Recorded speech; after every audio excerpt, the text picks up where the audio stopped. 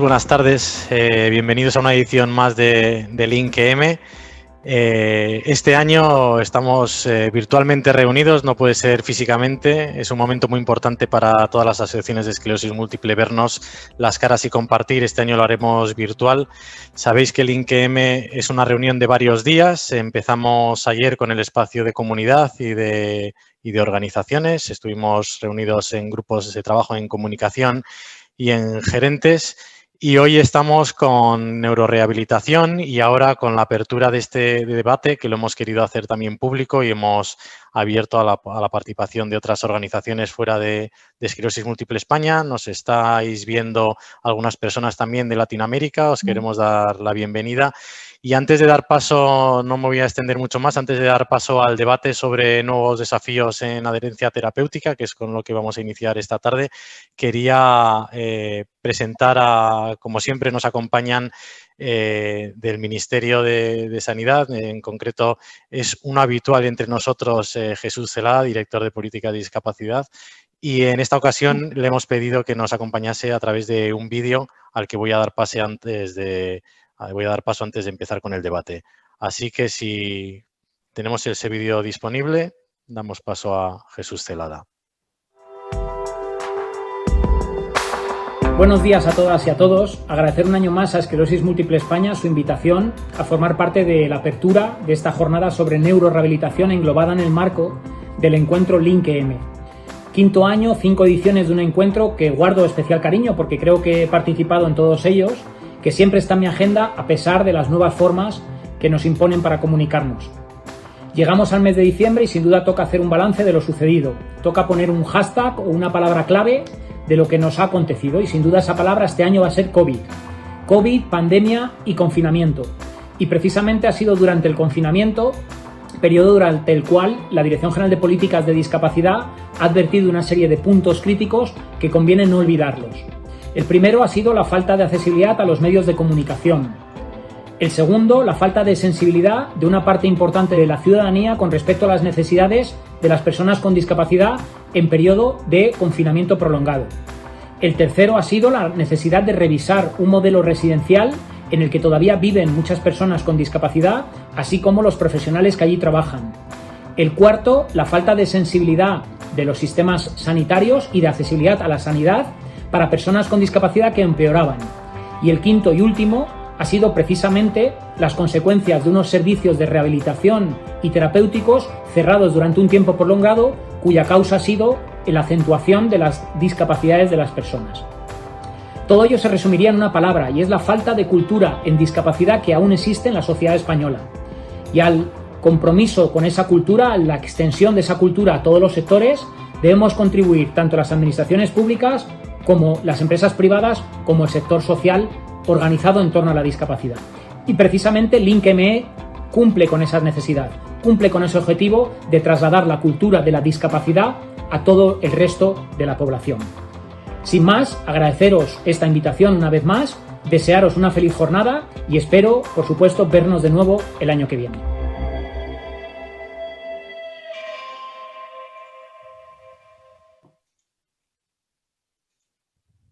Bueno, muy buenas tardes a todas y a todos y bienvenidos a la quinta edición de LinkEM, Saber, Conectar e Innovar en Esclerosis Múltiple. Estamos encantados de teneros aquí con nosotros un año más. Muchísimas gracias.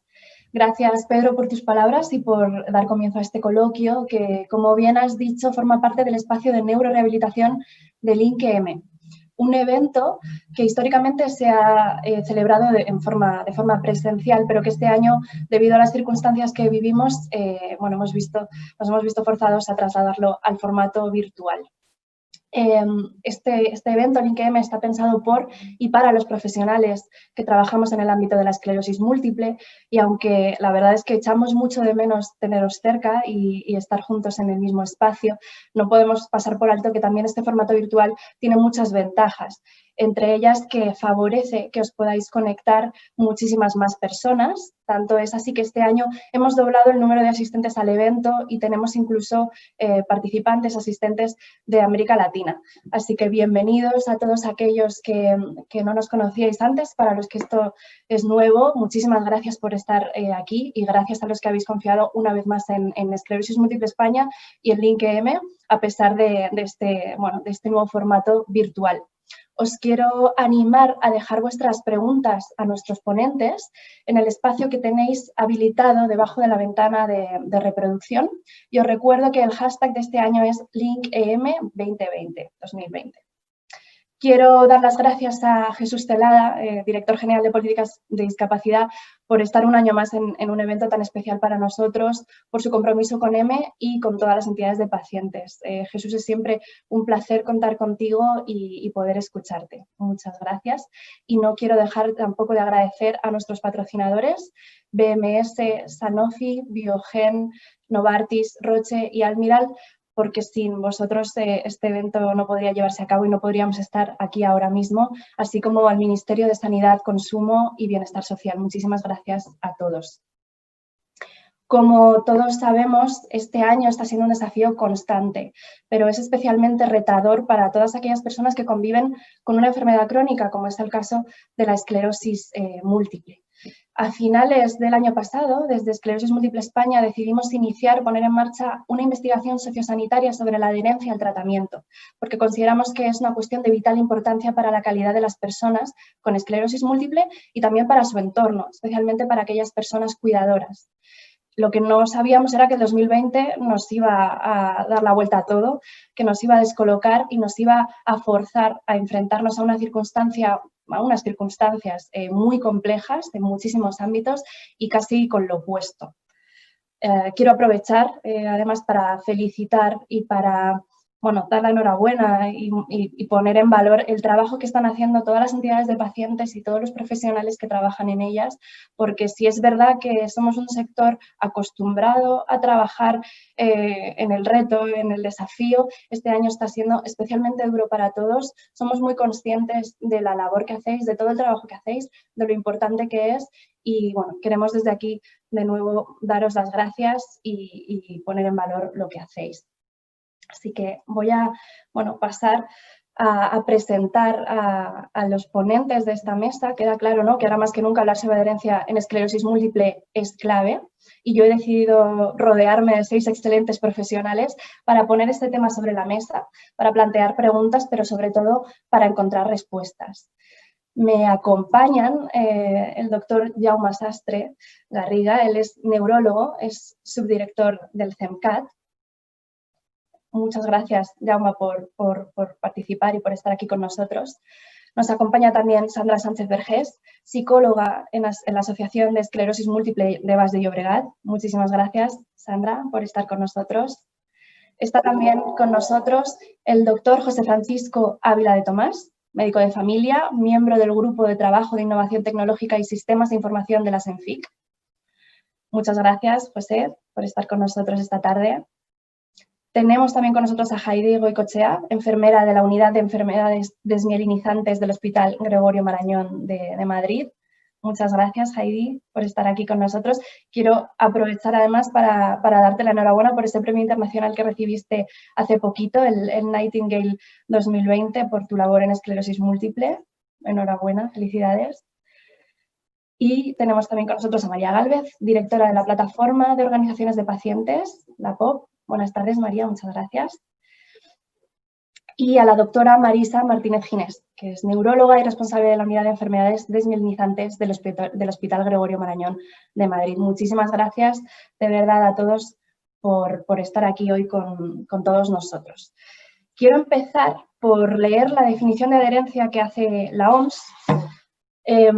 Para la OMS, la adherencia terapéutica es el grado de consistencia de un paciente con las recomendaciones del médico. Esto incluye no solo la ingesta de medicamentos en el cumplimiento, es decir, tomar la medicación de acuerdo con la pauta prescrita en cuanto a dosis y frecuencia, y su persistencia, desde el inicio hasta la discontinuación de la terapia indicada, sino también el régimen alimentario y otras prácticas recomendadas en el estilo de vida. Bien, esto es lo que dice la OMS sobre adherencia terapéutica, pero a mí me interesa mucho más saber qué dicen nuestros expertos, qué piensan ellos, qué es para ellos la adherencia terapéutica. Así que voy a daros paso y si os parece, pues, por ejemplo, Sandra, que te veo muy sonriente, por favor, si nos puedes contar qué es para ti la adherencia terapéutica. Perfecto. Muchas gracias, Gaby. Muchas gracias a todos. Es un placer enorme estar con vosotros aquí en este año tan raro que nos ha tocado vivir a todos y que nos ha tocado sufrir a unos cuantos. Es un placer estar entre todas estas personas y este elenco que nos acompañan esta tarde. Y gracias por confiar en nosotros, más que nada. A ver, adherencia yo la entiendo como compromiso. Compromiso con la salud, con tu bienestar, con tu día a día, frente a ese cumplimiento que dice la OMS. Es decir, todos podemos cumplir en un momento determinado una pauta, pero es que las pautas repetidas cansan, agotan, aburren, con lo cual implica un compromiso e implica una renovación día a día para seguir con tu tratamiento y con todo lo que te beneficia, ya sea rehabilitación, ya sea hábitos de vida saludable, ya sea lo que plantees, que te ayude a seguir adelante con una enfermedad crónica como es esclerosis múltiple. Esa es mi parte. Muchas gracias, Sandra. Gracias. Jaume, ¿para ti qué es la adherencia? Bueno, en primer lugar, buenas tardes y agradecer de nuevo a Emel haberme invitado aquí a estar, iba a decir con vosotros, sí, con vosotros virtualmente en el LinkedIn. Ya había estado en otras ocasiones y me alegra mucho ver que no solo sigue adelante, sino que aumenta y crece y se expande. Y por supuesto el haber confiado en mí, en el CENCAT, para estar aquí en este debate tan interesante, acompañado de compañeros y amigos. Hace tiempo que no nos vemos en persona, pero espero que sea pronto. Yo creo que el término, quizá la palabra se queda un poco corta porque tiene un sentido solo de un lado, ¿no? Es una cosa que se adhiere a la otra, aunque puedes pensar que ambas tienen que estar juntas, pero yo creo que es mejor usar, aunque todo el mundo usamos la palabra adherencia, algo como del estilo concordancia, que también es otra palabra que se ha usado en este campo, porque en el fondo lo que se trata es que tanto el profesional de la salud como la persona que tiene que seguir estas pautas estén de acuerdo en que esas son las recomendaciones que cabe seguir en este momento determinado. Porque si se trata únicamente de que yo diga lo que hay que hacer y usted tiene que, como antes se decía, cumplimiento, que todavía era peor, usted tiene que adherirse a lo que yo diga, pues ya empezamos un poco con dificultades. Creo que todo se basa en un acuerdo y en un pacto y eso tiene más posibilidades de triunfo. Muchas gracias, Jaume, muchas gracias. Bien, pues Heidi, cuéntanos, ¿qué es para ti la adherencia, por favor? Hola, buenas tardes. Gracias, Gaby, por tus palabras. Sí, la adherencia terapéutica, básicamente lo que estoy de acuerdo con Jaume, que es la concordancia entre el paciente con el personal sanitario. Entonces, es aquella donde el paciente también va a adoptar tanto las recomendaciones que damos, no solamente ya sea con los medicamentos, sino con los estilos de vida saludables. Muy bien, muchas gracias. ¿Y para ti qué es, José? ¿Qué dirías desde atención primaria? Primero, muchísimas gracias. Es mi primera vez y bueno, muchas gracias por contar conmigo y un poco también la representación de los profesionales de la atención primaria, pues en este evento donde ciertamente el paciente toca más con una atención mucho más especializada y en otros niveles, pero creemos que los médicos y enfermeros y trabajadores sociales psicólogos e incluso fisioterapeutas de atención primaria, pues podemos aportar mucho en el seguimiento, en el acompañamiento. Pues bueno, Sandra, Juanma, Heidi han dicho prácticamente todas las palabras que me venían en mente, ¿no? Por un lado, como decía Juanma, pues adherencia antes todavía era peor cuando se hablaba de cumplimentación, ¿no? Con una unidireccionalidad tremenda. Adherencia, por lo menos, sí es cierto, yo me adhiero, soy una parte satélite de alguien primordial que puede ser el profesional sanitario. Y luego hemos hablado han salido palabras como pacto, como contrato, que probablemente hacia ahí deberíamos ir, ¿no? Acuerdo, comunicación, conversación. Hacia ahí iríamos, y todo eso aplicado pues no solamente al tratamiento farmacológico, sino a todo el conjunto de terapias que afectan a un enfermo crónico concreto. Muchas gracias, José.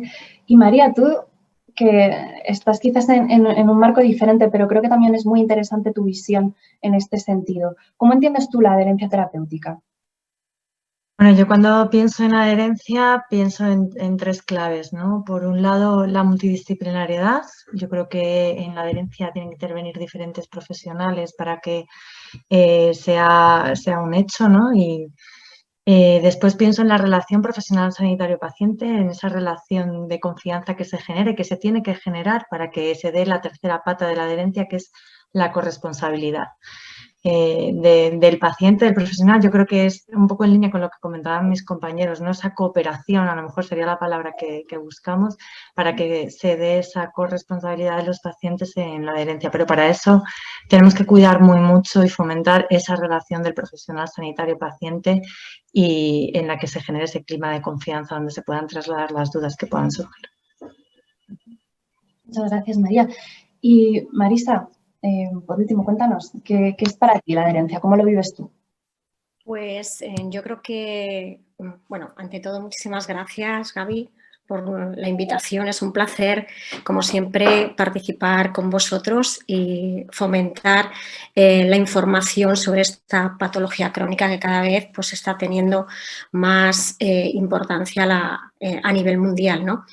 Creo que han resumido de una forma fantástica lo que todos consideramos, o por lo menos tenemos en mente, de lo que puede ser la adherencia terapéutica en uno de nuestros pacientes. Creo que lo fundamental desde el inicio es informar sobre su enfermedad, informar de lo que vamos a plantearnos en las diferentes etapas de este viaje, fomentar esa comunicación de la que también se ha hablado, esa empatía, ese lazo que tiene que crearse entre los diferentes profesionales de ese equipo multidisciplinar formado pues, por los neurólogos, enfermeras, farmacéuticos hospitalarios, que también tienen mucha dedicación y tienen un punto muy positivo en todo el tema de adherencia, que nos ayudan también a nosotros a la hora del seguimiento de los pacientes, y crear esa confianza, que también habéis hablado, esa concordancia, para que el paciente se vaya adheriendo a su tratamiento, consensuando con él también la decisión terapéutica, para que él sea partícipe de que tiene que adherirse a esas pautas, a esas dosis y a esa frecuencia de la que pues, pensemos que sea la apropiada. O sea, yo creo que es un conjunto de muchos factores que finalmente pues, contribuirán a que el paciente lleve un tratamiento lo más adecuado posible y que de eso dependa el éxito de la enfermedad, ¿no? De mejorar su calidad de vida en estas enfermedades que desgraciadamente hasta hoy en día no tenemos ningún tratamiento curativo. Muchas gracias, Marisa.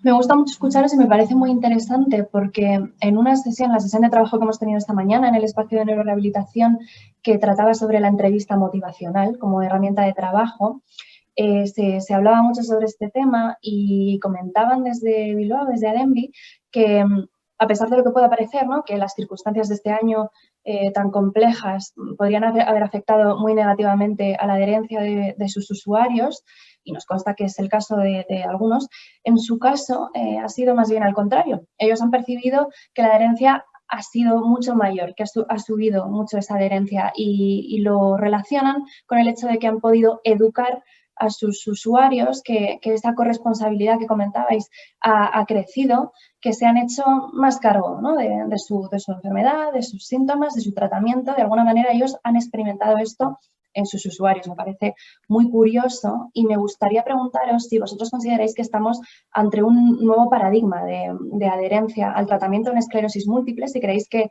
la pandemia, que la situación que estamos viviendo ha afectado, ¿no?, y de qué manera, cómo lo veis vosotros, cómo lo habéis vivido. Puede tomar la palabra el primer valiente.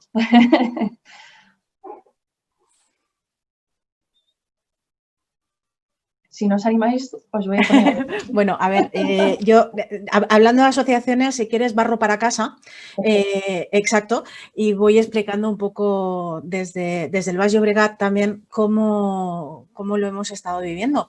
Y realmente a nosotros... por circunstancias de COVID y demás, pues el local está cedido por el ayuntamiento empezó a cerrar cosas, los locales cedidos y nos vimos obligados pues a estar cerrados durante una temporada. Con lo cual nuestros servicios dijeron, ¿y ahora qué hacemos?, ¿no? Y demás, pues realmente es un orgullo decir que los pacientes tomaron las riendas donde a nosotros se nos escapaban las cosas porque no podíamos ofrecer los servicios como los podíamos ofrecer y nos reinventamos todos. Y yo creo que eso es importante, ese reinventarse ayuda a que tengas ese compromiso del que hablaba antes, esa alianza que haces para intentar mejorar en rehabilitación, en psicología, que volvemos a cambiar todo el formato online y creo que es enriquecedor ver cómo los pacientes se comprometen para salir adelante en situaciones tan complicadas como ahora, por ejemplo. Muchas gracias, Sandra, qué interesante. Sí. ¿Alguno más quiere comentar en este sentido? Marisa, te veo... Sí, nosotros, la verdad es que ha sido un cambio drástico, la verdad, que si esto nos lo cuentan hace unos meses, no nos hubiéramos creído que iba a cambiar de forma tan drástica la forma de trabajar, de interaccionar, de ver al paciente. Y es fantástico porque hay muchas cosas.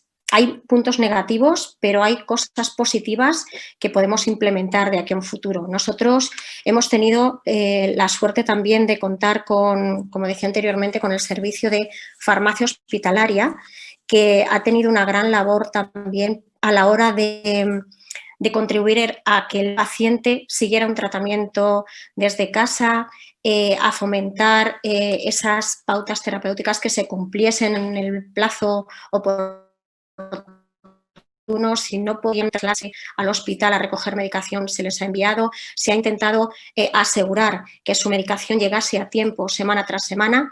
También la labor no solamente del médico que está detrás de la secuencia de estos tratamientos, sino del papel de enfermería dentro del equipo, de esas dudas que muchos pacientes también tenían durante esta época de pandemia, con temor a que pues pudieran ser contraproducentes esos tratamientos a la hora de tranquilizarlos. O sea, que ha sido una labor de todos, pero que gratamente se ha llevado a buen puerto y que yo creo que eso también nos refuerza como a la hora de trabajar desde otra perspectiva a la que no estamos acostumbrados habitualmente.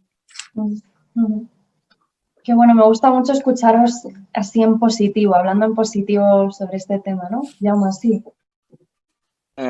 Sí, yo para decir que estoy completamente de acuerdo con lo que ha dicho Marisa desde la perspectiva de nuestro centro. Es un centro que también aporta la parte rehabilitadora, como comentaba Sandra. Nosotros tuvimos que cerrar nuestro espacio de rehabilitación y de hecho en nuestro espacio de rehabilitación tuvimos el hospital de día de hemato-oncología durante una temporada porque los espacios del hospital de día de hemato-oncología se habían utilizado para nuevas camas de UCI. El impacto fue a todos los niveles, como sabéis, ¿no? Dentro de los hospitales generales también hemos vivido cosas bastante sorprendentes. Yo creo que la flexibilidad también nos ha enseñado, como decía Marisa, a que podemos adaptarnos a otras situaciones y que algunos de los cambios que hemos implementado no los vamos a volver atrás.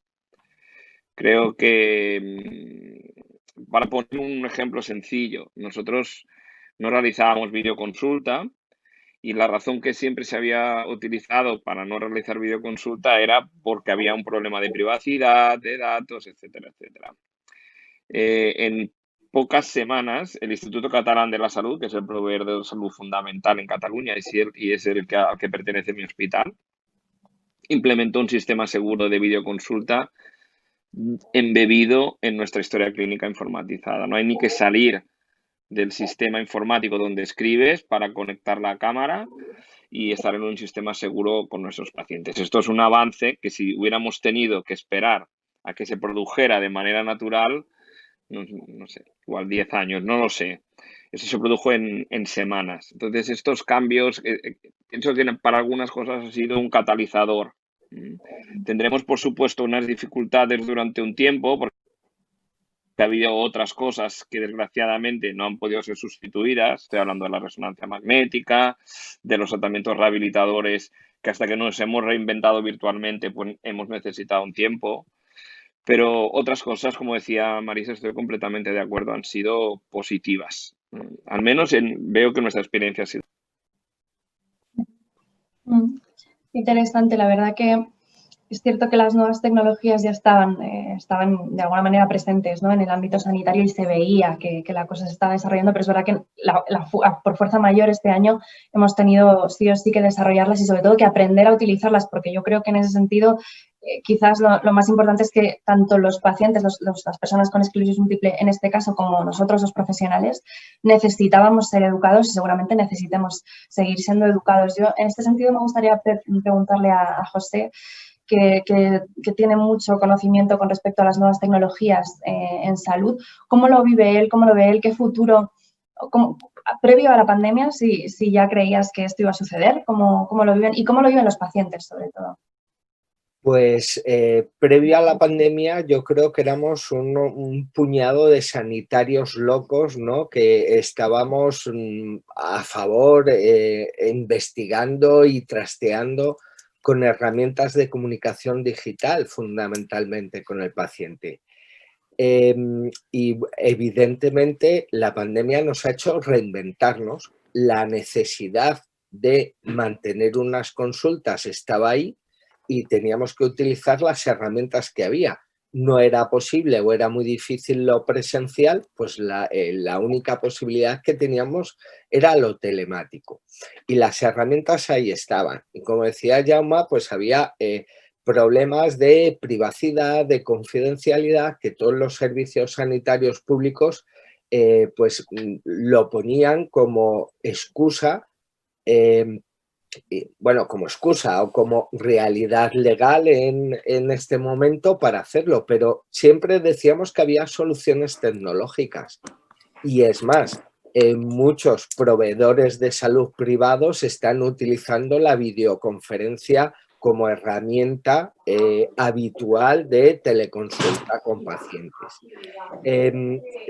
Con lo cual son herramientas que ahí estaban, que había mucho rechazo desde la administración pública a utilizarlas y que se han tenido que poner en marcha y se han puesto en marcha muchas veces en tiempo récord. ¿Cómo lo admiten los pacientes? Pues bien, si es que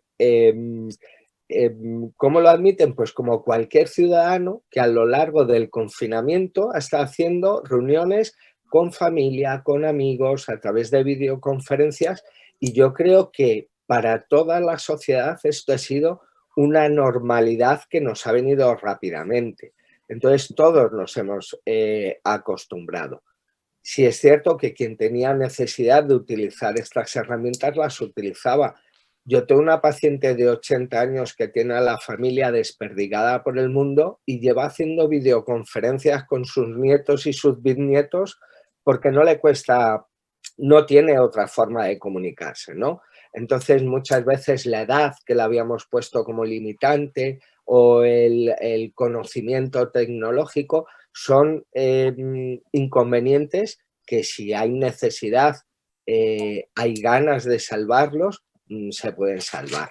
Y yo creo que los pacientes lo han recibido de una forma positiva, ya que es una forma de mantener contacto con sus profesionales sanitarios habituales, que realmente es lo que necesitan. Interesante. Me ha parecido, María, que antes querías decir algo. ¿Puede ser? Sí, iba a comentar en la parte de cómo había afectado la pandemia a la adherencia. Nosotros sí que hemos detectado, hicimos un estudio que, bueno, ahora está en marcha la segunda fase, pero en la primera fase de donde recogimos datos durante lo que duró el estado de alarma, una de las cuestiones que abordábamos era el tema de la adherencia y los resultados que teníamos eran que el 25% de las personas que habían participado en la encuesta habían abandonado su tratamiento. Que eso es verdad que nos concuerda mucho con todas las cuestiones que nos estaban planteando tanto los pacientes como las propias organizaciones, porque les estaba llegando esa información alrededor de la incertidumbre que había, ¿no? Al inicio de si esos tratamientos, sobre todo tratamientos hospitalarios en su mayoría, ¿no? Si podían interferir con el COVID o si podía ser que al estar tomando ese tipo de tratamiento pues fueran más vulnerables, fueran personas de riesgo, con lo cual eso hizo al inicio, yo creo, de la pandemia que muchas personas pararan el tratamiento, no tuvieran miedo por la incertidumbre y las dudas que generaba a continuar. Es cierto que yo creo que ahí la labor de las organizaciones de pacientes, de los profesionales sanitarios, de la farmacia hospitalaria, ha sido fundamental, ¿no? Que ha sido muy, muy importante. También el hecho de que puedan, de que hayan podido acceder a esos tratamientos hospitalarios, por ejemplo, en el domicilio, que yo creo que eso ha sido un paso muy importante para muchos pacientes, ¿no? Esa facilidad de acceso, que también en algunos casos es una barrera. Con lo cual, creo que ha sido un tema complicado al inicio por las dudas, pero que se ha podido solventar gracias a la labor de los profesionales y de las organizaciones. Muchas gracias, María. Jaume, ¿querías comentar algo? Sí, yo creo al hilo de lo que acaba de comentar María, el tema de la administración de tratamientos en general durante la pandemia y sobre todo al principio tiene diferentes facetas. Una faceta es la simple imposibilidad logística. Nosotros teníamos muchas dificultades para traer nuestros pacientes al hospital, para administración de fármacos endovenosos, por ejemplo, o para inicios de fármacos, o también tuvimos que cerrar nuestro dispositivo neurorehabilitador por situación logística, también por situación de mayor riesgo de contagio. Luego hay la situación que comentabas incluso de acceso al fármaco, o sea, de poder venir al hospital a recoger medicación. Eso se dificultó en algunos casos. Luego tenemos la situación en que los propios neurólogos teníamos dudas al principio sobre mantener algunos tratamientos. No puedo entrar en detalle, pero esas dudas existieron sobre todo al principio. Y luego, posteriormente, la situación relativa a la información que ha ido surgiendo sobre estos mismos tratamientos. Y es algo que yo creo que, y has hablado del esfuerzo que se hizo de las asociaciones y yo creo que también de todos los profesionales, porque lo que experimentamos el lunes después del cierre en cuanto a llamadas telefónicas es de récord. Yo creo que todo el mundo vivió lo mismo, la necesidad. Vivimos a la vez que los profesionales teníamos un grado de información bastante diminuto y a la vez una demanda de información impresionante. Entonces tuvimos que centrar bien los mensajes sobre lo que sabíamos y sobre lo que no, y yo creo que eso fue también algo que supongo que todos recordamos bastante intensamente. Sí, Heidi. Sí, yo creo que sobre todo el paciente de esclerosis múltiple es un paciente generalmente adherente al tratamiento, es un paciente cumplidor generalmente. Normalmente siempre pregunta, a ver, ¿me escuchan? Sí. Siempre pregunta sobre cualquier terapia, sobre cualquier cambio. Efectivamente, tuvimos muchísima demanda, teníamos ese canal de comunicación, tanto el teléfono como el correo electrónico, reforzamos y le dimos la importancia necesaria. Hicimos además un análisis sobre la consulta de la enfermera y fue justo en el mes de marzo donde se registró alrededor de 350 actividades. Entonces, vimos que ese impacto fue brutal en ese momento de la pandemia, donde todos los pacientes preguntaban sobre todo qué hacían con el tratamiento. Evidentemente, ¿qué vamos a hacer con el tratamiento? ¿Vamos a continuar? ¿Vamos a suspender? Y nuestro mensaje desde ahí siempre ha sido tranquilizador. Efectivamente, muchos nos decían, he hablado con la asociación, me he puesto en contacto con la fundación. Digo, fenomenal, fenomenal. Si es que no dábamos abasto con todas las solicitudes.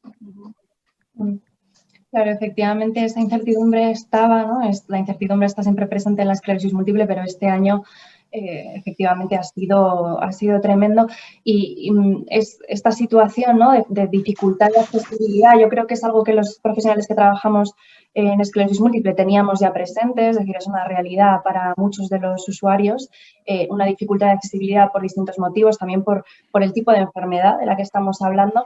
Y quizás esta situación actual, al ser algo generalizado, es decir, era algo para todos, ya nadie podía acceder del mismo modo a nada, ha forzado, ¿no? Pero desde lo positivo, es decir, ha favorecido que se generen recursos para que estas personas puedan acceder. Así que creo que en ese sentido es muy positivo. A mí siempre se me genera una pregunta cuando hablamos de nuevas tecnologías aplicadas a la salud. Yo le veo evidentemente toda esta aplicación y me parece interesantísimo y necesario, pero creo que nos falta mucho conocimiento. Antes comentabais el tema del problema de los datos, ¿no? que es una cuestión que siempre está ahí. Creo que, por ejemplo, cuando se hacen ensayos clínicos sí que tenemos mucho más metido en la cabeza que nuestros datos van a ser facilitados a ciertos profesionales y somos como mucho más cuidadosos, pero cuando hablamos de nuevas tecnologías, creo que como hay mucho desconocimiento, hay por ahí, ¿no? Es un poco como una nebulosa, no sabemos muy bien a qué atenernos, si tenemos derechos, qué derechos tenemos, cómo los podemos reclamar, los profesionales, qué debemos saber, qué debemos hacer, qué debemos comunicar a nuestros pacientes. Y me gustaría saber qué opináis de este tema.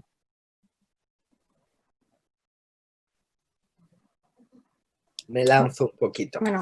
Vamos a ver, pues yo creo que es principalmente ahora mismo uno de los grandes limitantes, ¿no? El cómo salvaguardar la seguridad de los datos y la confidencialidad de algo tan privado, tan íntimo, tan necesario de salvaguarda, ¿no? de esta confidencialidad como son los datos en salud. Ya hay soluciones tecnológicas para ello, para mantener conversaciones seguras, para identificarnos fehacientemente a cada uno de los interlocutores y, por lo tanto, ya tenemos esas vías seguras de comunicación. Por otra parte, también somos muy cuidadosos en algunos aspectos, pero estamos contactando a pacientes por teléfono y probablemente el teléfono sea la herramienta más hackeable y más pirateable. Entonces, parece que por teléfono no nos da tanto reparo porque cotidianamente es una herramienta con la que estamos más familiarizados, ¿vale? O enviar un fax. No hay nada más inseguro que enviar un fax y yo he enviado una historia clínica a un juzgado a través de un fax, ¿no? Entonces hay muchos momentos en los que parece que somos muy celosos en ese mantenimiento de la seguridad, probablemente porque no conocemos o no estamos tan familiarizados con la herramienta, y luego herramientas más cotidianas como el simple teléfono, que es más pirateable, parece que nos sentimos más cómodos o más seguros utilizándolas. Y aún así hay soluciones para transmisión de audio y de imagen de forma completamente segura, donde se pueda mantener esa confidencialidad. Sí, era apuntar lo que estaba comentando. Yo creo que todos queremos tener diferentes vías de comunicación con nuestros pacientes. El problema es que muchas veces no sabemos hasta dónde podemos llegar. Y siempre vamos por detrás hasta que no establecen un circuito dentro de tu centro de trabajo o del ámbito donde tú te muevas, no accedes y no das ese paso. Nosotros hemos intentado muchísimas veces, antes de que ocurriera esto, hace unos años, por otros motivos, intentar lanzar diferentes vías de comunicación con nuestros pacientes, con familiares y tal, y siempre ha sido un no. Siempre ha sido un no porque por la ley de protección de datos, no por la ley de protección de datos, hablas con el departamento legal del centro y siempre son impedimentos, tiene que estar totalmente revisado por el servicio de informática, desde el servicio de informática a consejería. Es decir, que al final te aburres de estar dando esos pasos para llegar a algo y esperas, paciente, a que ya lo implementen. Y ahí es donde te mueves en un entorno seguro. Pero yo creo que de aquí en adelante pues se fomentarán más estos circuitos de comunicación. Como decía, el teléfono era una vía que nosotros ni siquiera podíamos dar información por teléfono a familiares hasta hace muy poquito, porque no sabías con quién estabas hablando al otro lado del teléfono. Sin embargo, ahora haces una consulta donde das datos confidenciales sobre una enfermedad y estás hablando, por ejemplo, en casos de pacientes con deterioro cognitivo, etcétera, tienes que hablar con un familiar o con un cuidador. Y estás dando esos datos, pero ahora se permite. O sea que es controvertido. Es que fijaos, cuando hablábamos del cambio del paradigma que había supuesto la COVID-19, es que ha cambiado hasta el paradigma de los gestores, ¿no? De la administración.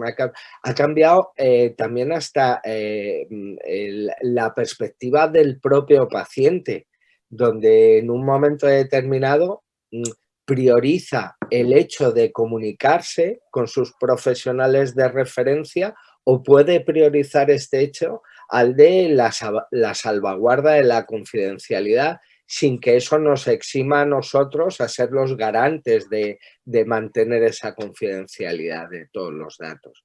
Pero que esto nos ha pillado con el pie cambiado a todos. A instituciones, a asociaciones, a los profesionales de a pie, y yo creo que hemos aprendido a adaptarnos y en general estoy de acuerdo con las apreciaciones previas que tenéis en la mesa de hablar en un tono positivo, porque aparte de las grandes desgracias que nos ha traído esta infección por el número de afectados, de fallecidos, de situaciones dramáticas, como sociedad hemos dado de forma espontánea respuesta a muchas de las necesidades que iban surgiendo y prácticamente sobre la marcha. De hecho, hay pacientes que me han comentado que tienen mayor acceso a vosotros, especialistas médicos, neurólogos y demás, que no tenían antes. Es decir, me da la sensación de estar más controlado ahora que no antes, porque lleváis algo más cercano que no aquella visita, a lo mejor en un momento determinado. Y no podéis imaginar cómo aprecian los pacientes el hecho de tener a los profesionales más cerca, aunque sea a través de una videoconferencia, utilizar una videoconferencia o utilizar y pasar por alto, como decía muy bien José, el hecho de la confidencialidad. Es decir, al menos hablo, al menos los tengo próximos y eso es importante. Realmente es un reto. Sí que perdemos otras cosas.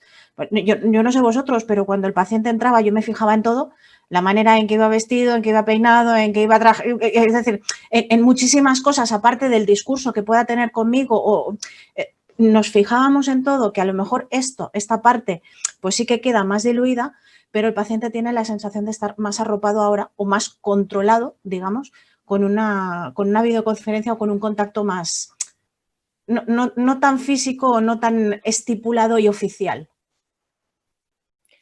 Yo creo que Perdón. Jaume, perdón. Yo solo quería decir que creo que la accesibilidad, al hilo de lo que decís, ha aumentado. La accesibilidad ha aumentado, tanto para nosotros como para los pacientes.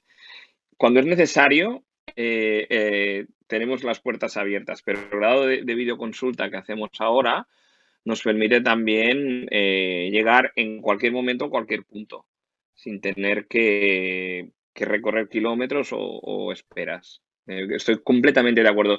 Y ahora estamos todos juntos y habíais comentado que ha aumentado el número de asistentes al LINCEM. Y esto, los desastres de la pandemia están y se quedarán durante muchos años, pero ya está, no podemos hacer, bueno, podemos hacer, pero solo limitar el daño. Pero creo que hay otras cosas positivas que las podemos sacar y eso es a lo que nos tenemos que enfocar. Llevábamos años haciendo reuniones de pacientes en nuestro centro a los que a duras penas conseguíamos convocar a 50 personas. Hicimos y hacíamos sesiones educativas que hacemos 10 al año, que venían 15 personas.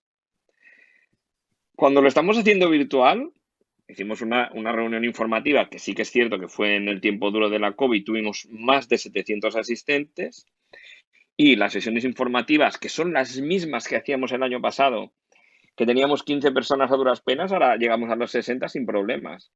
Entonces yo creo que la accesibilidad es mucho mayor, supongo que todos la habéis vivido. Sí, vamos, yo estoy totalmente de acuerdo contigo.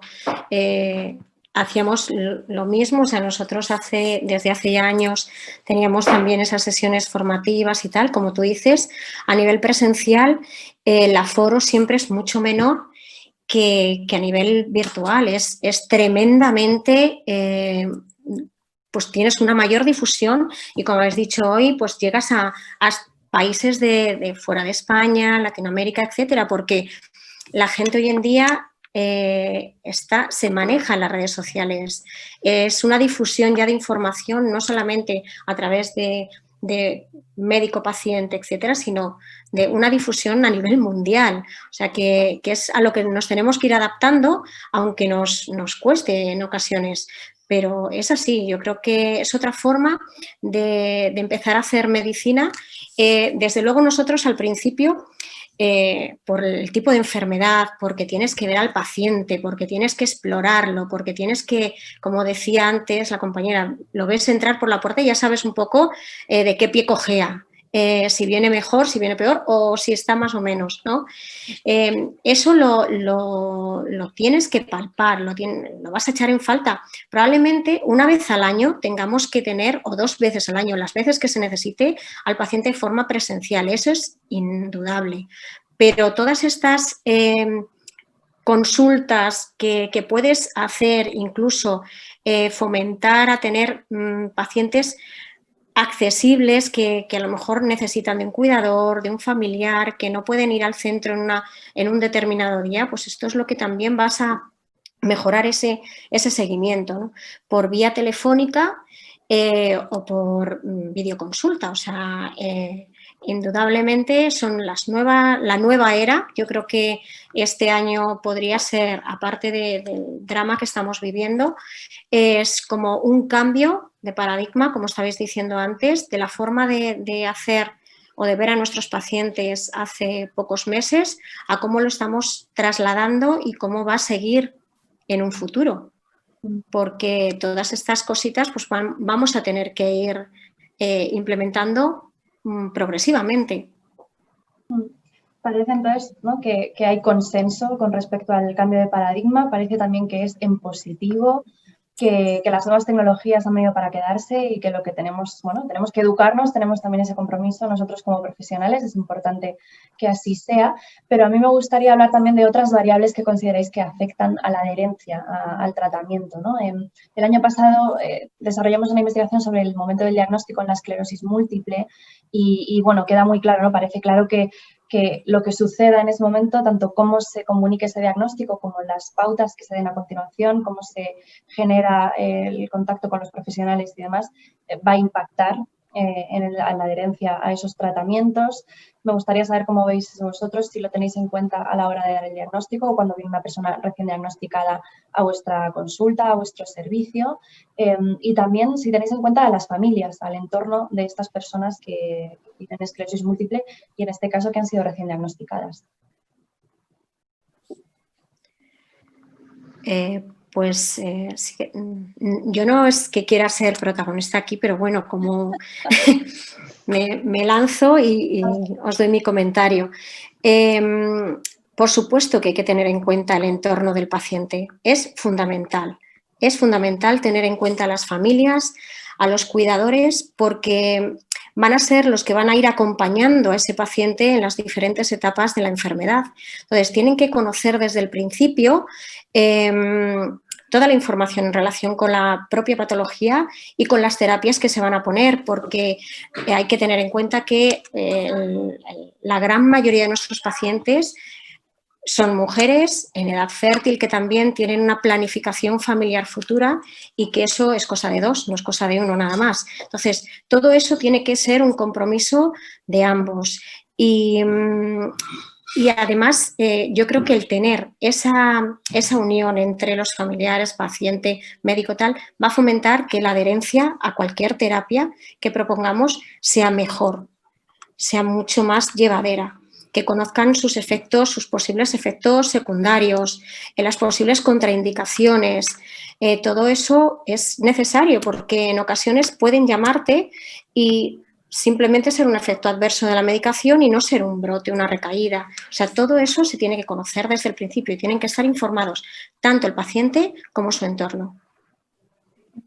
Desde luego estoy totalmente de acuerdo. De hecho, es a veces el familiar es el que se involucra más en el tema de efectos secundarios con la medicación. Yo siempre, cuando hablo con los pacientes, normalmente les digo que hay 3 factores fundamentales que afectan a vuestra adherencia: contar siempre con tu pareja, contar siempre con un familiar y, claro, por supuesto, tener mucha confianza en tu personal sanitario. También va a favorecer esa adherencia al tratamiento. Y contar, en el momento del diagnóstico es un momento muy crucial para el paciente, entonces es un momento realmente que el paciente a lo mejor justo en el momento del diagnóstico no está escuchando a lo que comenta el neurólogo. Entonces, muchas veces es el familiar el que toma la iniciativa y contacta con nosotros.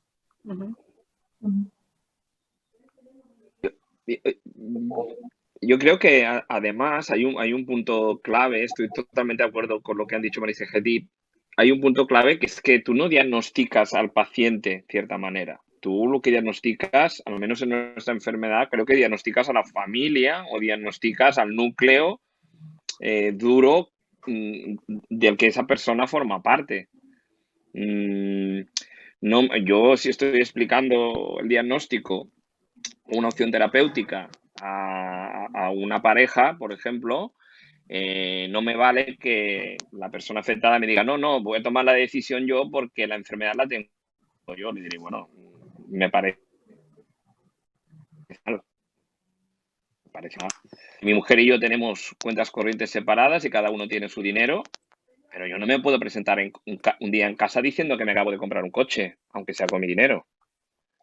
Creo que hay decisiones que afectan o tienen más relación con uno, pero que se tienen que tomar entre ambos. Y, por tanto, el diagnóstico, la información, tiene que tener en cuenta ese núcleo. No puede ser únicamente al paciente. Y el paciente que tiene esa visión, hay que intentar transformársela para que vea que forma parte de un equipo para lo bueno y para lo malo.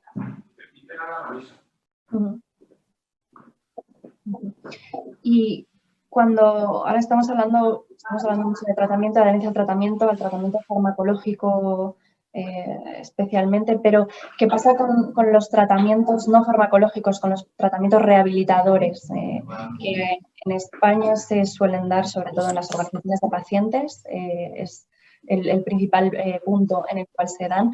¿Qué importancia le dais? ¿Informáis de la existencia y de la necesidad de este tipo de tratamientos no farmacológicos a vuestros pacientes con esclerosis múltiple? ¿Creéis que comprenden la necesidad de recibirlos? ¿Hay una adherencia mayor o menor que al fármaco? ¿Cómo veis esta situación? Pues depende muchísimo de los pacientes. No puedes dar toda la información en la primera consulta ni en la segunda. Tienes que ir pues dosificando esa información a lo largo de la evolución de la enfermedad. No todos los pacientes van a necesitar un tratamiento rehabilitador desde el comienzo, y cuando lo necesitan sí que fomentamos que acudan a asociaciones, porque nosotros, por ejemplo, no podemos dar un tratamiento crónico. Podemos dar un tratamiento agudo para ciertas patologías, pero finaliza en semanas o pocos meses. Entonces, un tratamiento crónico puede efectuarse a través de asociaciones, pero no todos los pacientes tienen accesibilidad a asociaciones, dependiendo de dónde se encuentren, o se pueden costear el tener que acudir de forma periódica a hacer un tratamiento determinado. Entonces, pero sí que se les informa. Yo creo que somos ya cada vez más proactivos a informarles desde el inicio. Antes como que tardábamos un poquito más, y cuando veíamos esa necesidad, pues era cuando se informaba, pero yo creo que ahora somos más proactivos, que desde el inicio contacten con asociaciones para que de alguna forma se fomente una rehabilitación a diferentes niveles, tanto rehabilitación física, rehabilitación cognitiva, etcétera. Los pacientes que van luego lo agradecen. O sea, los que van luego sí que vienen a tu consulta y te dicen: doctora, de verdad, muchísimas gracias, desde que voy estoy muchísimo mejor, tal, pero a otros les cuesta dar ese primer paso. Entonces, depende muchísimo de cada paciente, pero yo creo que a lo largo de su enfermedad vas conociéndolos, también la psicología que puedan tener, y de alguna forma al final terminan teniendo un tratamiento multidisciplinar, que es el correcto. O sea, ya no solamente el tratamiento farmacológico, sino el tratamiento rehabilitador con sus diferentes ámbitos, que es en sí el tratamiento idóneo para estos pacientes. Sandra, tú como psicóloga en una asociación de pacientes, ahora va rollo para casa, ¿cómo ves tú este tema? Estás con el micro, tienes que silenciar. Sí. Perfecto, me acababa de dar cuenta. Iba a decirte, venga. Vale, a ver, creo que es importantísimo. Es decir, en el momento del diagnóstico, yo estoy convencida de que os están escuchando, que están poniendo los 5 sentidos en intentar comprender qué es lo que les estáis explicando, cuál es el alcance, pero en el minuto 1 en que cierran la puerta de la consulta, o en el que han colgado el teléfono, o en el que han colgado la videoconferencia, es como decir: ¿qué me ha dicho? ¿Pero qué es lo que me ha dicho? ¿Qué tengo? Y entonces empiezan ahí dudas y demás. Es importantísimo la labor que se está haciendo, es decir, tienen profesionales como la copa de un pino y perdonadme la expresión, ¿vale?, punteros a nivel mundial que les están atendiendo, y esto lo agradecen muchísimo. Es decir, se sienten bien acogidos, bien tratados, con profesionales importantísimos que están por ellos y por su enfermedad. Pero llega un momento en que necesitan que alguien detrás vaya reafirmando, y eso solamente lo puede, creo que lo puede complementar un equipo multidisciplinar, y el trabajo que están haciendo las asociaciones de pacientes detrás en alianza con todos vosotros. Es decir, el enfoque multidisciplinario es clave. El apoyo de la familia, como antes habéis comentado, es importante, porque además es un punto reafirmante en lo que vosotros le decís al paciente que tiene que hacer, que tiene que seguir. Es decir, esta medicación, este tratamiento y demás, el familiar va detrás como reafirmando, ¿vale? Y las asociaciones de pacientes les proporcionamos los espejos donde pueden en un momento determinado ver o no ver qué es mejor, o no qué es mejor, sino qué les podemos ofrecer complementando esa medicación, ese tratamiento, y ayudándolo en el trabajo y en la gestión de su propia enfermedad. porque no podemos olvidar que uno no aparca la enfermedad en un momento determinado. Es decir, la esclerosis múltiple está ahí y a veces uno se cansa de estar enfermo de esclerosis múltiple. Y ahí estamos los demás y los equipos multidisciplinarios para decir, no te rindas, que no es momento de tirar la toalla, que tienes ahí unos profesionales importantísimos que estamos detrás de ti y, oye, adelante con ello. Y creo que ese enfoque es crucial para una adherencia, incluso más aún en un primer diagnóstico.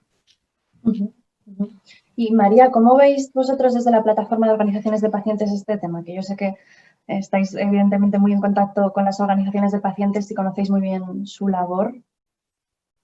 Bueno, a mí me encanta el impulso de Sandra. Yo creo que representa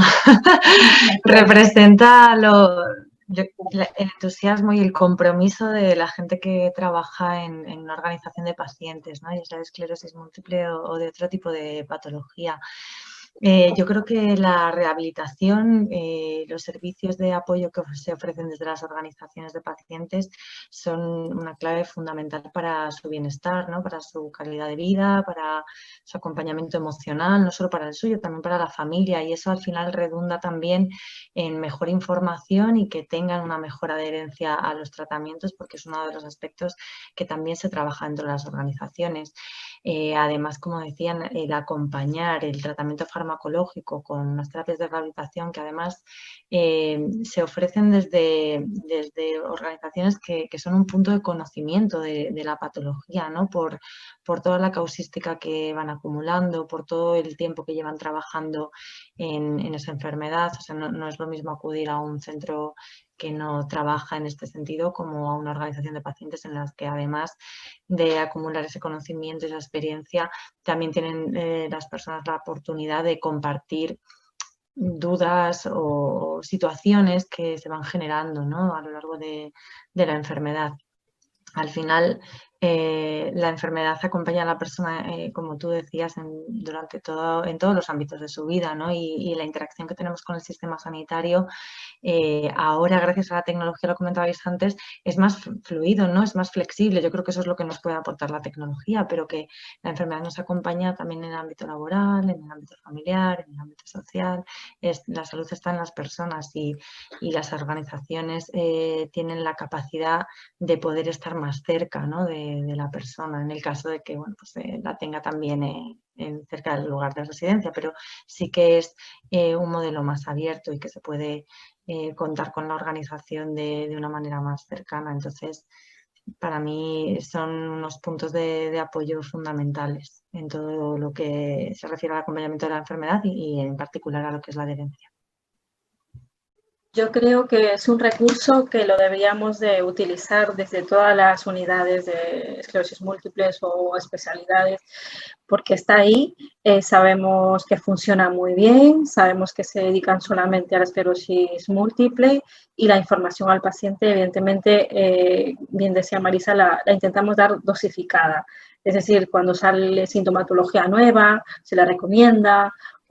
Y como tienen tanta variedad, tanto en terapia rehabilitadora, cognitiva o de ejercicio del suelo pélvico, entonces siempre desde la consulta de enfermería siempre recomendamos, pero de forma dosificada.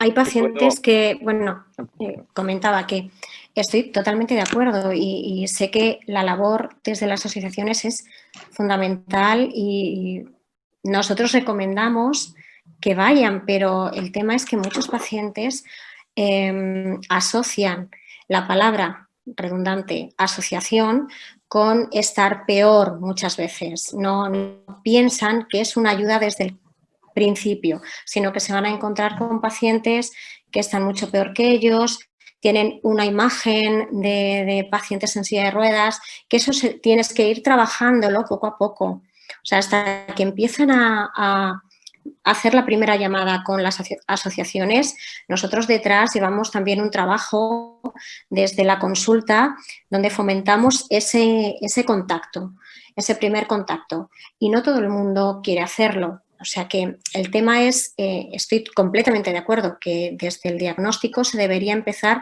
una rehabilitación y un tratamiento multidisciplinar, por supuesto. Mejoraría muchísimo más a largo plazo su calidad de vida, pero siempre tienes que, eso es voluntario de uno. Entonces, ya no depende de nosotros, aunque fomentemos esa posibilidad de ir, depende de cada paciente.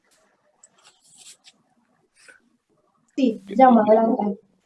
Sí, yo decir que estoy completamente de acuerdo con lo que acabas de comentar, iba a decirlo. Creo que, de todos modos, y esto lo hemos vivido durante muchos años, que era muy complicado derivar a un paciente a la asociación o a rehabilitación, porque como tú dices, lo asociaban a estar mal. ¿Cómo voy a ir allí si están todos enfermos? Me decían. Entonces, esto yo creo también que ha cambiado en los últimos años. Creo que ha habido un esfuerzo muy importante por parte de las asociaciones para romper este estigma, para dar a entender que pueden ofrecer muchas más cosas que no solo rehabilitación a las personas que están más discapacitadas, sino que vamos desde el principio hasta donde sea.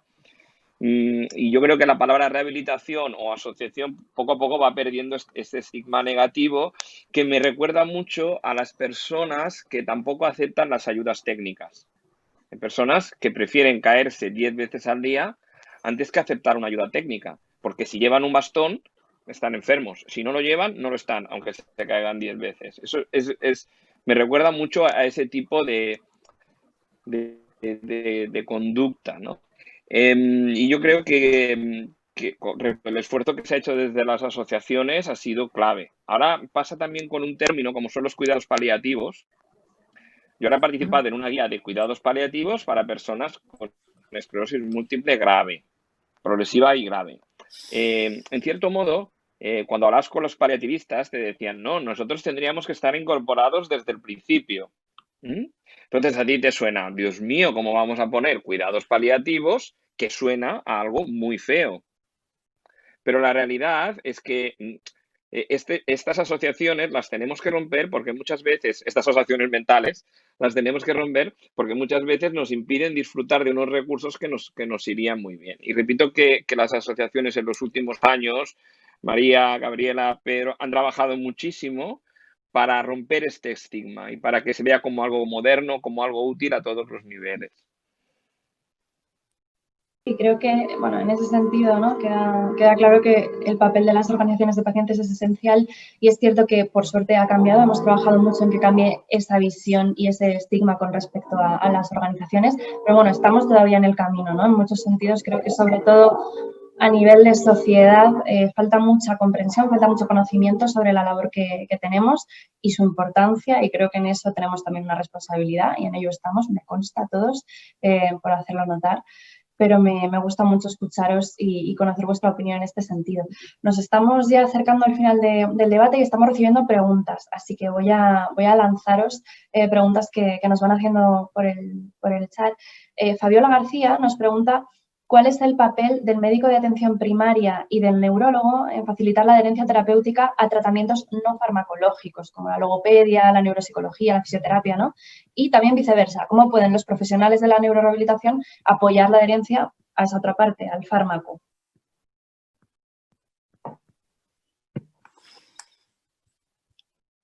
En parte me toca, ¿no? Que decía la pregunta, ¿cuál era el papel del médico de familia y del neurólogo en el médico de atención primaria y del neurólogo en facilitar la adherencia a los tratamientos terapéuticos no farmacológicos, lo que hablábamos justamente ahora que se da en las entidades de pacientes, ¿no? En las organizaciones de pacientes? Yo creo que es fundamental, como habéis dicho, ¿no? Yo creo que en una enfermedad tan compleja como la esclerosis múltiple, donde el tratamiento farmacológico per se no va a aportar una solución y tiene que ir combinado dentro de un tratamiento multidisciplinar, pues que desde cualquier nivel asistencial y por parte de cualquier profesional sanitario, no solo el médico, la enfermera, tenemos que primero individualizar el tratamiento a cada uno de los pacientes y segundo, tener en cuenta que ese tratamiento no farmacológico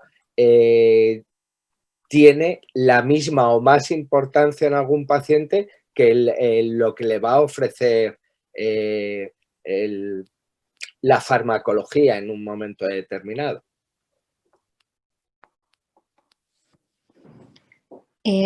Yo, por la parte que nos toca a los neurólogos, pues yo creo que lo hemos estado ya comentando tanto Jaume como yo misma.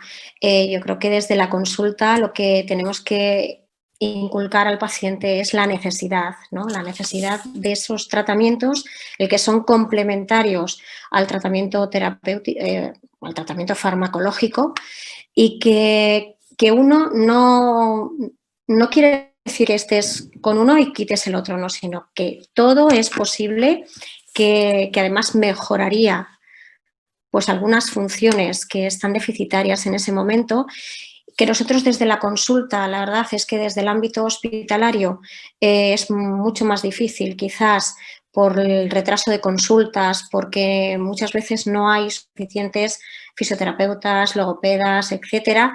Es mucho más fácil que en un paciente determinado acceda a estas terapias en las asociaciones. Entonces, pero yo creo que casi todos nosotros lo estamos haciendo, o sea, intentar ser proactivos en ese sentido y preguntar y fomentar en las siguientes visitas un poco el si sigue yendo, el intentar incentivar de alguna forma al paciente para que no lo vea como algo perdido, por así decirlo.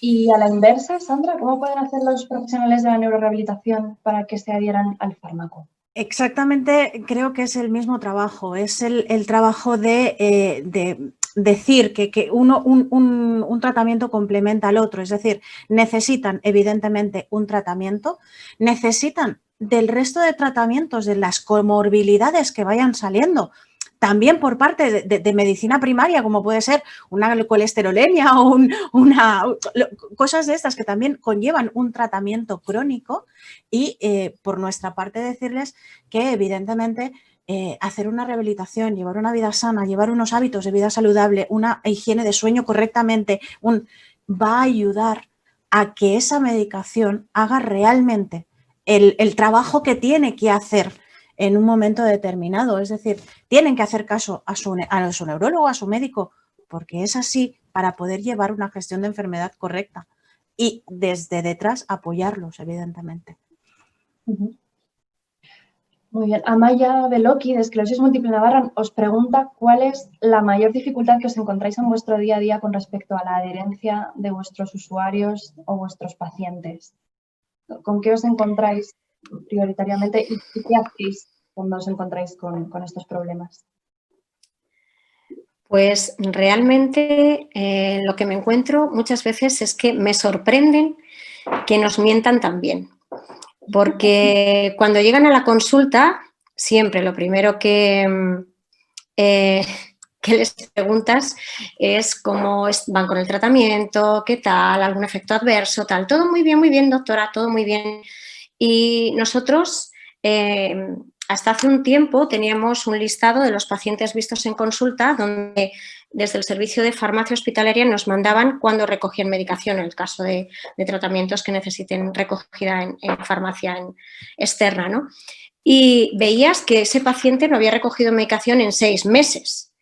Y decías, pero bueno, vamos a ver, es que me está mintiendo, realmente me está diciendo que se está poniendo o que se está tomando o que se tal y está tan pichi. Entonces, yo creo que es lo más difícil para nosotros, reconducir un poquito sin llegar a decirles a la cara, tú no has recogido medicación en 6 meses, ¿cómo me estás diciendo que estás tolerando bien tal? Es decir, que en ocasiones te enfrentas con pacientes a los que consideras buenos cumplidores y que realmente no lo son. Eso yo creo que es lo más difícil, intentar un poco sin que pues, tengas un enfrentamiento real con él, pero para que sepa que ese tratamiento es fundamental, que su enfermedad tiene que ser bien tratada y que para eso necesita tomarlo de forma correcta. Yo sí puedo si puedo comentar, creo que el tema de la adherencia a los sitios de neurorehabilitación, por ejemplo, en nuestro centro, uno de los problemas que tenemos, que puede parecer muy prosaico, pero es una realidad, era el tema del transporte. Para venir a hacer unas sesiones de rehabilitación durante una mañana, es complicado que tú hagas 200 o 150 kilómetros de ida, 150 kilómetros de vuelta. Por tanto, hay un grupo de pacientes que quedan directamente excluidos de servicios en los que si el transporte funciona de una manera adecuada, pueden dejar de venir. Yo creo que esto es algo al principio que en nuestros servicios de rehabilitación introducimos suficientes dosis de rehabilitación online, virtual, nos puede ser útil. Y volviendo otra vez, también enganchando a lo que ha comentado José antes, yo creo que el rol del médico de primaria es fundamental para ayudarnos también a fomentar esa adherencia al centro rehabilitador o a donde están sus neurólogos si está separado. Vernos todos como parte de un equipo. Yo creo que ahora, con las historias electrónicas en las que nosotros ya podemos ver los que anotan nuestros compañeros de primaria y ellos pueden ver lo que ponemos nosotros, no estamos separados y únicamente pendientes de que el paciente transmita la información, ahora es mucho más fácil coordinarse. Y pienso que tenemos que potenciarnos las figuras mutuamente y ir todos adelante. Yo recuerdo también, va bien tirar atrás y pensar lo que nos pasaba hace 20 años, cuando todos lo recordaréis, algunos compañeros de primaria no trataban la hipertensión o no daban consejos sobre el dejar de fumar porque decían, hombre, este señor, si ya tiene esclerosis múltiple, además no le vamos a, ¿no? Era un poco porque no estábamos bien todos a la par, porque no podemos dejar de tratar la esclerosis múltiple porque ya tenga hipertensión, ¿no? Yo creo que es fundamental trabajar como equipo con primaria y que el paciente vea que somos el mismo equipo. Sí, mi mayor problema quizás para enfrentarme a un paciente que no quería tratarse es sobre todo el hecho que entienda, se trata de una terapia de alto riesgo que me ha surgido hace poco con un paciente que no, pese a que tenía consulta con su neurólogo 2 o 3 veces, llamaba constantemente porque a lo mejor pensaba que la medicación le iba a producir muchos efectos secundarios.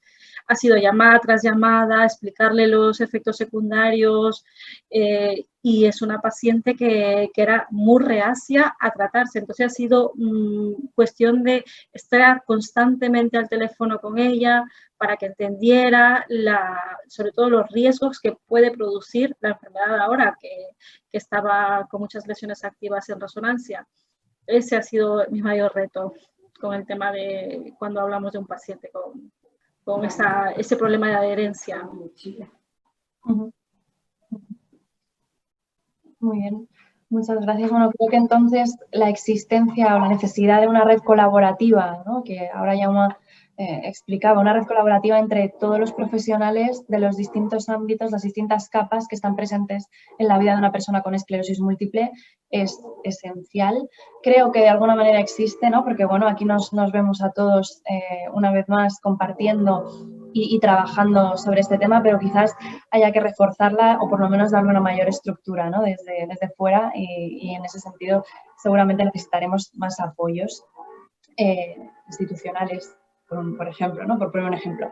Martín nos pregunta también cómo se puede gestionar la brecha digital, las personas que viven con EM y están en zonas rurales, las que tienen un grado de discapacidad muy elevado, las que no tienen recursos económicos.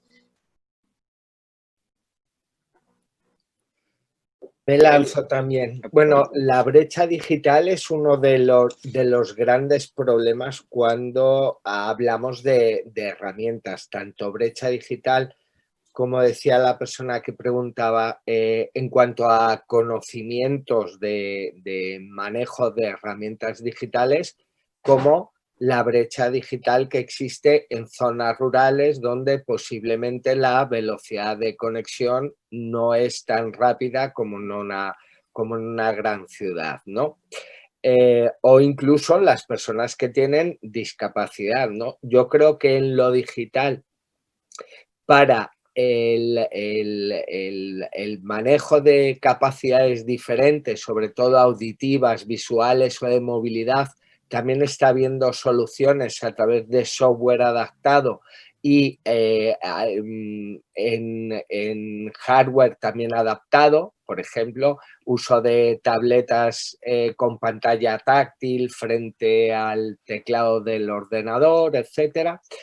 Y en ese sentido se está trabajando mucho por muchísimas empresas que están innovando y muchas empresas en nuestro país, sobre todo, ahora me viene a la memoria varias empresas en el País Vasco trabajando para adaptar software a pacientes crónicos, ancianos, donde se les facilite mucho el manejo de la herramienta informática.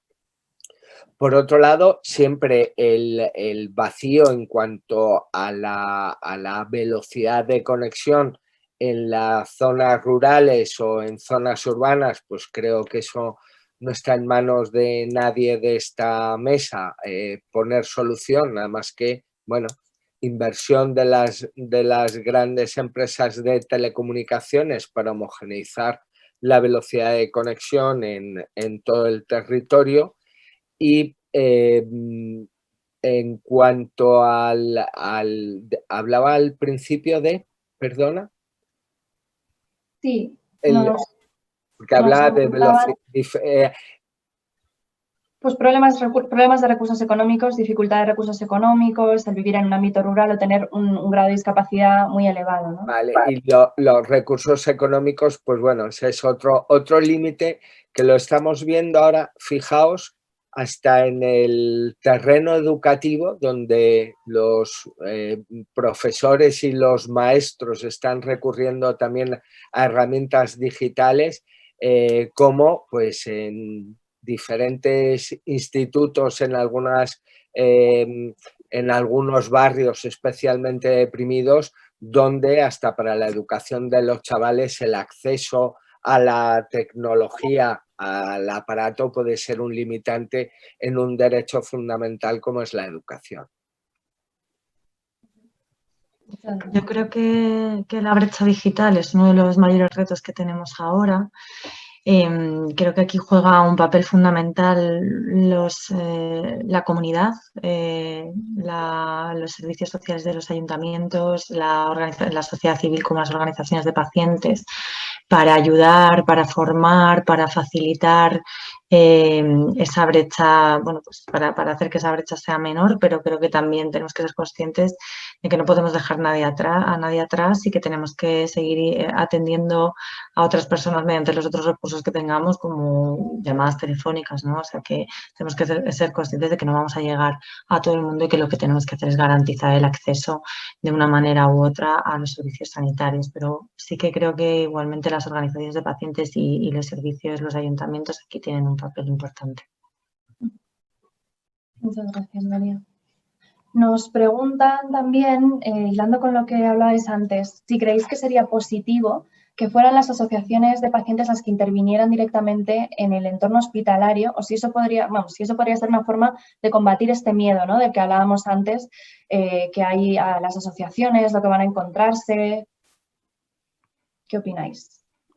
Pues yo creo que hay muchos ejemplos de organizaciones de pacientes que están incorporadas dentro de los hospitales. Se ve mucho, es verdad, en colectivos quizás en la infancia, ¿no?, en enfermedades que tienen un mayor impacto en la infancia, como pueden ser cardiopatías o enfermedades raras. Y ahí sí que no es extraño ver, o en enfermedades oncológicas infantiles, ¿no? No es extraño ver cómo las organizaciones de pacientes están directamente incorporadas en los servicios de los hospitales. De hecho, tienen como un espacio de información para atender a las familias. Y bueno, yo creo que es un modelo de cooperación que funciona muy bien, que da muy buena respuesta a las personas con enfermedad, a las familias, y que puede ser un reto a conseguir en otras organizaciones, ¿no?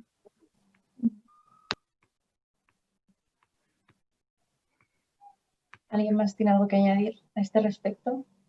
Bueno, nosotros en el CENCAT, la Fundación Esclerosis Múltiple está presente, tanto que incluso da servicios en nuestro propio centro y está presente de muchísimas maneras. Yo creo que además ahora y yo creo que esta necesidad también la sienten los profesionales, los neurólogos o de otras especialidades.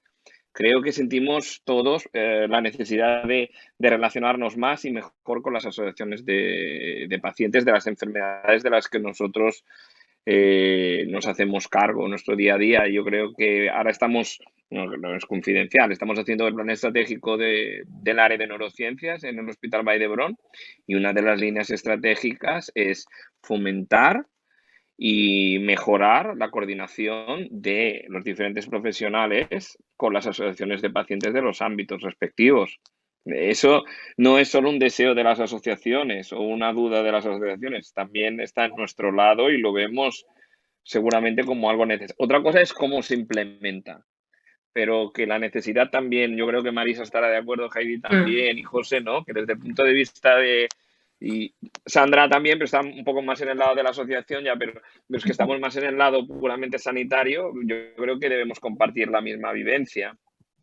Sí, yo estoy completamente de acuerdo con Jaume. De hecho, yo creo que se trabaja de forma paralela, porque no hay esa unión, esa cohesión entre entidades públicas de ámbito público y entidades privadas en principio. O sea, yo creo que hay que tener un nexo de unión y ese nexo viene siempre acercándose hacia donde es más, no sé cómo definirlo, quizás donde hay más riesgo, que sería en ese ámbito hospitalario, porque nosotros sí que nos acercamos de forma más libre, entiéndeme, Gaby, no quiero que, sino siempre nos acercamos de esa forma hacia vosotros sin ningún miedo. Sin embargo, el hecho de que vengáis hacia nosotros siempre como que frena un poco esa cohesión, y yo estaría encantada de que pudiésemos trabajar al igual que están ahora,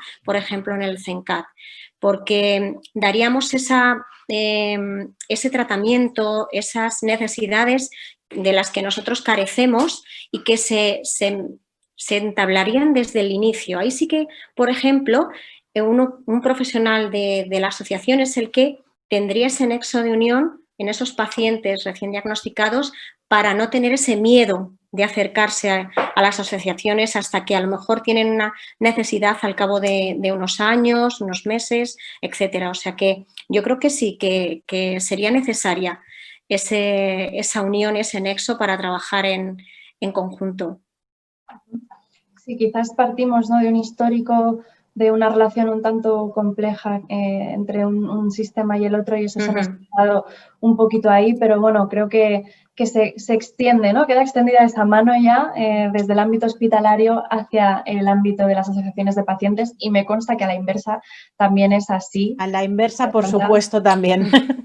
Estamos siempre, creo, encantados todos de poder trabajar juntos. Creo que es lo más enriquecedor. Este tipo de encuentros como el de hoy lo demuestran. No podemos hacer nuestra labor los unos sin los otros. Sería absurdo pensarlo, y además es que no es necesario, ¿no? Esto es muchísimo más enriquecedor y mucho más potente. Así que fenomenal. Bueno, ya son las 5:30. Parece una locura, pero ya ha pasado el tiempo.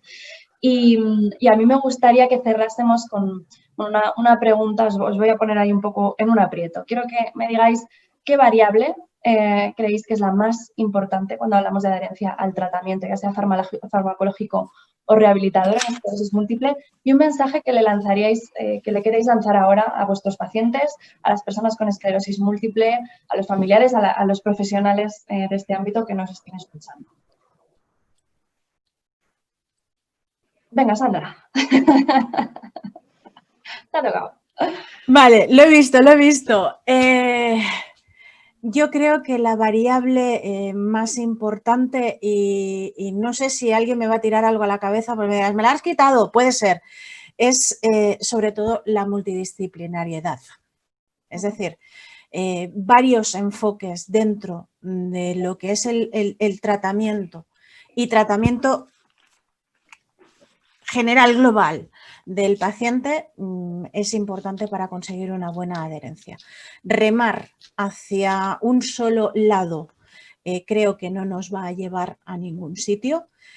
Si todos nos ponemos a remar como los remeros de galeras, conseguiremos hacer avanzar, pues eso, hacer avanzar el barco hacia donde queremos. El mensaje es que seguimos colaborando, seguimos al pie del cañón, nos seguimos autoformando para dar solución a todas las preguntas, a todas las inquietudes y más en toda esta época, y que en ningún momento está en nosotros apearnos del tren, en ningún momento. Arrimamos el hombro y tiramos hacia adelante con lo que toque y más con esta enfermedad. Ahí estamos. Muy bien, muchas gracias, Sandra. Seguimos. ¿Quién quiere seguir? Pues sigo yo, si queréis. Yo creo que si tuviera que dar un mensaje, el mensaje que daría es que somos un equipo, y es el mensaje y que tenemos que trabajar como tal y que tenemos que coordinarnos, no solo aquí, asociaciones profesionales, primaria, neurología, enfermería, todos, sino también en la consulta a nivel individual, con cada paciente, con cada familia. Somos todos un equipo con un objetivo común. Ese sería mi mensaje, es el que intento transmitir. No soy yo diciendo cosas y usted con otro objetivo diferente del mío. El objetivo del equipo tiene que ser el mismo, y para tener un solo objetivo primero tenemos que formar el equipo. Yo creo que esto es mi mensaje, que intento transmitir muchas veces en las consultas. En cuanto a la variable, al parámetro, yo creo que es para la adherencia, yo creo que lo fundamental es comprender. Es como cuando tienes un examen, tienes dos soluciones: o me lo aprendo de memoria o lo entiendo. Hombre, si es la guía de teléfonos, entenderla es complicado, te la tendrás que aprender de memoria, pero en general la mayoría de cosas se pueden comprender. Entonces, las decisiones o las cosas que se van a hacer en las consultas en cuanto a tratamientos, no hay que aprendérselas de memoria, hay que comprenderlas. Y yo creo que en nuestro lado está saber transmitir bien el mensaje para que entre todos comprendamos por qué hacemos esto. Comemos, muchas posibilidades tenemos de hacerlo. Si no lo entendemos y lo hacemos de memoria, pues yo creo que todo diría comprensión de la información relativa al por qué hacemos algo. Muchas gracias, Yama. Marisa. Yo es que estoy completamente, es algo que se va repitiendo en las opiniones del resto. Ya sabemos que en la adherencia hay muchos factores, muchas variables que dependen del tipo de tratamiento, del paciente, de los factores socioeconómicos, de la propia enfermedad, pero como decía yo, es que lo fundamental es que se trabaje en equipo. En un equipo que abarca muchos actores, ya no solamente desde el ámbito hospitalario, como hemos estado repitiendo reiteradas veces, desde el neurólogo, enfermera, neuropsicólogo, rehabilitadores, etcétera, sino las propias asociaciones de pacientes, atención primaria, psicólogos, trabajadores sociales, etcétera, familia, cuidadores, o sea que todos somos un equipo que en algún momento se va a necesitar y tienen que estar informados de su tratamiento, de sus posibilidades, y que pueda tener accesibilidad, si no es a uno, a otro profesional, pero que todos cubran esas necesidades que giran en torno del paciente. O sea, antes teníamos otra visión global de lo que era la enfermedad, pero ahora nos ponemos todos, el paciente es el objetivo y todos estamos pivotando alrededor de ese paciente con un mismo fin, que es mejorar desde luego su calidad de vida mediante una atención integral, que es esta, trabajar en equipo. Muchas gracias, Marisa. Yo también, Gaby, estoy totalmente de acuerdo con Jaume, Marisa y Sandra, por supuesto. El trabajo en equipo es muy importante, todos vamos hacia una misma dirección, nuestro objetivo es el paciente, la salud integral y, por supuesto, la variable sobre la adherencia, yo diría que también es la comprensión, que el paciente tiene que entender qué es lo que pasa, qué es lo que está pasando con su situación ahora y un poco va a depender de lo que entienda el paciente para que luego continúe en un futuro. Nada más. Muchas gracias. Gracias, Heidi. María. Bueno, yo destacaría la relación médico-paciente o profesional sanitario-paciente como un punto clave de la adherencia, esa confianza, esa posibilidad de poder contrastar dudas, de tener un espacio seguro en el que poder contar aquello que preocupa, ¿no? Y encontrar soluciones es un aspecto que es fundamental para fortalecer esa adherencia. Muchas gracias, María. José, cuéntanos. Pues mi variable, que ya en parte lo habéis dicho todos, yo creo que la variable fundamental es la comunicación. Una comunicación efectiva y afectiva. Y una comunicación que tiene que ser entre todos los... Uy, José, sí. Ahora, entre todos los actores, decía la comunicación que participamos en esto, ¿no? Entre el terapeuta y el paciente, entre diferentes niveles de asistencia sanitaria, entre diferentes profesionales sociosanitarios que estamos alrededor buscando ese bienestar y esa buena evolución del paciente. Y esa comunicación que tiene que ser bidireccional, es decir, el comunicarnos no es hablar mucho, es saber escuchar, ¿no? Saber escuchar al paciente y saber escuchar a la familia, fundamentalmente. Y mi mensaje para todos es cuidémonos. Cuidémonos entre todos, ¿eh? El hecho de cuidar... no en esa visión paternalista, maternalista de profesional sanitario a cuidar al paciente, que los pacientes nos cuiden a nosotros, que también a veces necesitamos sus cuidados y sus cariños, que nos cuidemos entre nosotros, que muchas veces lo dejamos un poquito de lado, ¿no? Y que se cuiden, que las familias sean capaces de cuidar al paciente y que todos seamos capaces de darnos esos cuidados. Muchísimas gracias, José. Pues bueno, el tiempo ha volado, yo creo que estaríamos varias horas más hablando porque creo que el tema da muchísimo de sí, que es interesantísimo y que tenéis muchísimo que aportar y hay muchísimas preguntas que hacer además.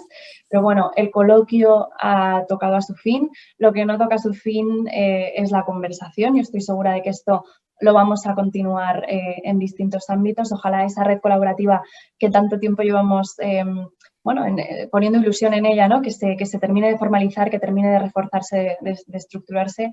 Yo y Esclerosis Múltiple España, por la parte que nos toca, nos comprometemos a continuar con ello, así que eso queda dicho.